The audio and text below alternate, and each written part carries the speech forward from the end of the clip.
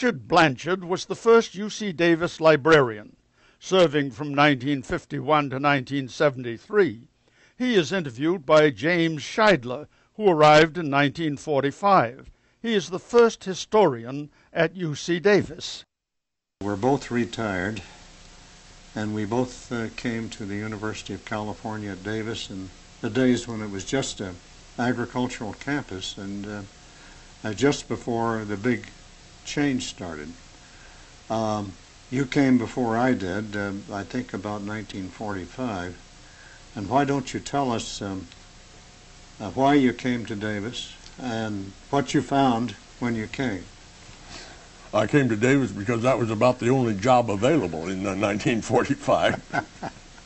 And Davis was a small, dusty Central Valley town of about 2,500 people. And there wasn't any town north of 8th Street. 8th Street, as a matter of fact, didn't exist west of B Street. And everything out in that country was on septic tanks. And the Davis campus was not a cow college, it was just a piece of a cow college. Right. The headquarters of everything was in Berkeley. And there were students. They were served by an American History and Institutions requirement, a requirement for English. That explains why Celeste Wright was here. And after 1945, things changed immensely as the GI Bill of Rights funneled hundreds of eager students. I came in 1951, and of course you were one of the first people I met here. And one day I had a letter from Claude Hutchison asking if I'd be interested in the librarian's job. And he was a very interesting man. He was, he was vice president of agriculture at that time. And as we came up from Berkeley, he told me a bit about the plans for Davis. He said, well, Davis is now just an undergraduate college, but we're going to make it a big college, focusing on agriculture, and we're going to move all of agriculture from Berkeley to Davis. And we'll do that in just 2 or 3 years. And so the prospects are very good at Davis for growth. But I'll have to say I wasn't impressed when I arrived. It was a small, dusty town. And the campus, it was pleasant, but quite small. I think there were only 1,400 students when I arrived, actually fewer than when the GIs were here. I remember that library very clearly. It had a holding of maybe 25,000 books. And Nelle Branch was the librarian, and her staff censored the book requests that came out of the history department. Well, the censoring part was immediately eliminated, but actually we tried to encourage faculty to read some of the pornographic works. That was the change. In any case, it was a small library. Actually, it had about 80,000 volumes when I came, and it was very inadequate. It was inadequate even for agriculture, and it had almost nothing for the new departments that were being established in the 70s. It was named after Peter Shields, the founder of the campus. Well, we had some very good people on the campus, in science, for instance, and in your field.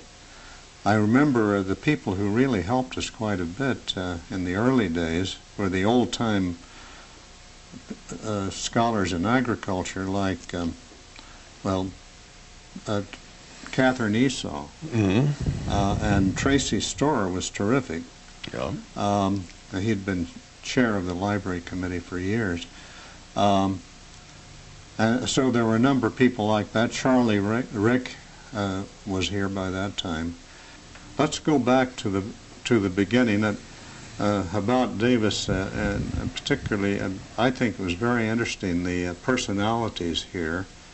and the social life I found very interesting because I hadn't lived in a small town for a long time. Still, a lot of people never thought Davis would be anything but a relatively small unit.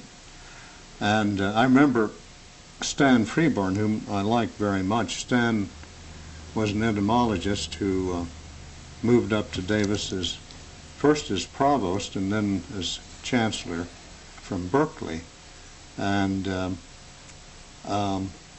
was a very fine man I liked very much, but he never really thought that Davis was going to develop much beyond a few thousand students. In fact, I remember I'd drawn up a plan for how to serve a campus of 5,000 students with an adequate library. And one day I brought it in.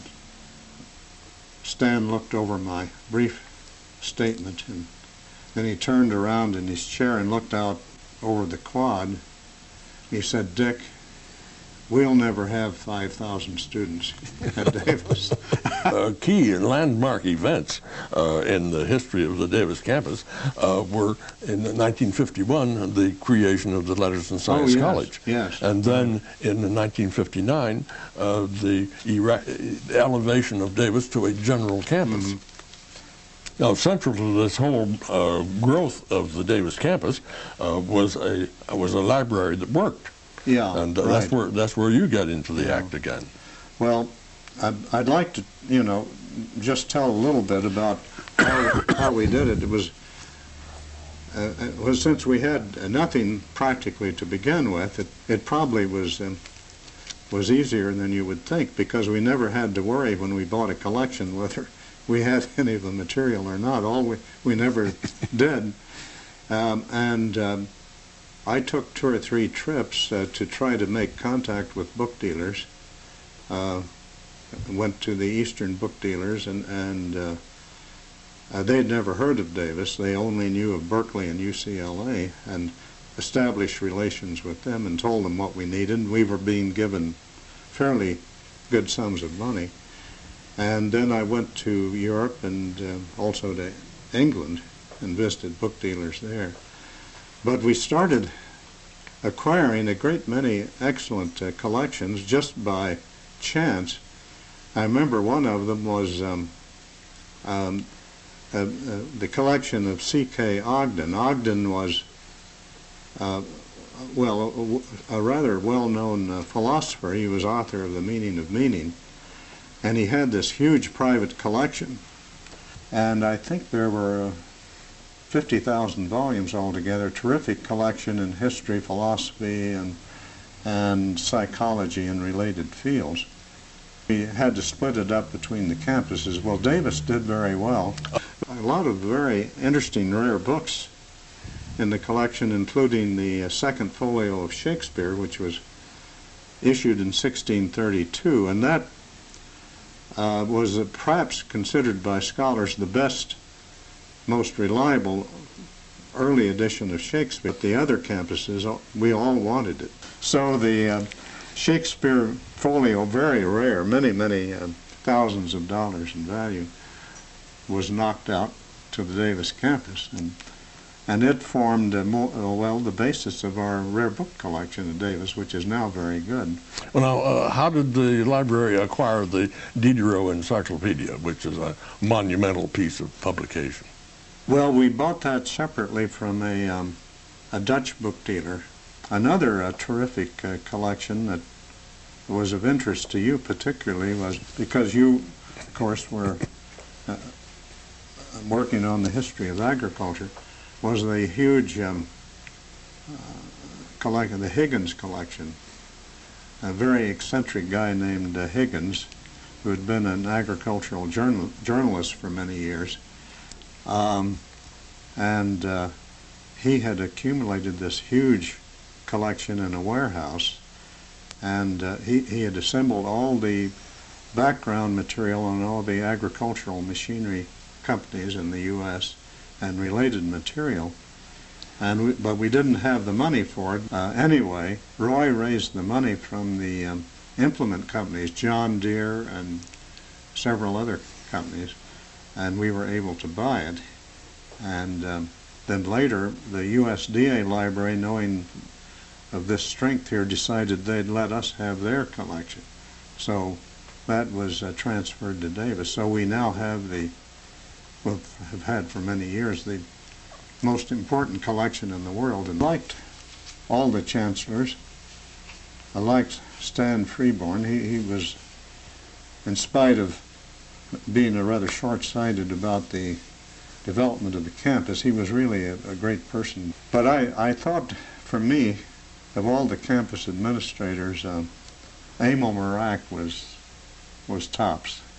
And those were great years, the 60s, and Emil was appointed in 1959. Those were very interesting years, the 10 years. A period of marvelous growth. Yeah, and the engineering college and the School of Medicine, the law school, were all started during his period, and the campus was really greatly strengthened and enlarged. And of course, Jim Meyer came at a time when a very interesting time also.